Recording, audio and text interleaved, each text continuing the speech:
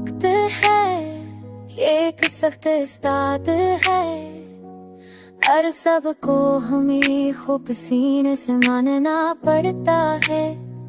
मैंने हर दिन को ना से जीना चाहा, पर हर नए दिन के लिए खुद को नया करना पड़ता है। तो जो पास आया तो लगता था जन्नत मेरी, पर जन्म में भी अपने दिल को आजमाना पड़ता है। हमने हर खुशी को दिल में महफूज किया, पर हर खुशी के लिए खुद को छुपाना पड़ता है।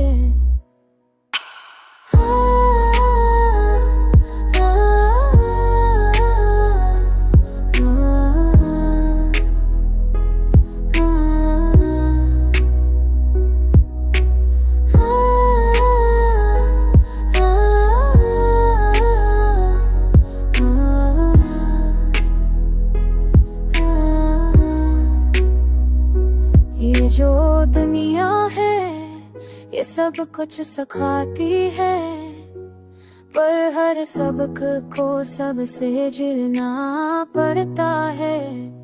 मैंने चाहा कि बस हंस लो हर तक पर हर हंसी के लिए आंखों में नमी छुपाना पड़ता है। तो जो नजर के भी हो फासले रहते हैं, पर फासले के साथ दिल को पाला पड़ता है। हमने हर जख्म को वक्त के हाथों दे दिया, पर हर जख्म के लिए खुद को संभालना पड़ता है।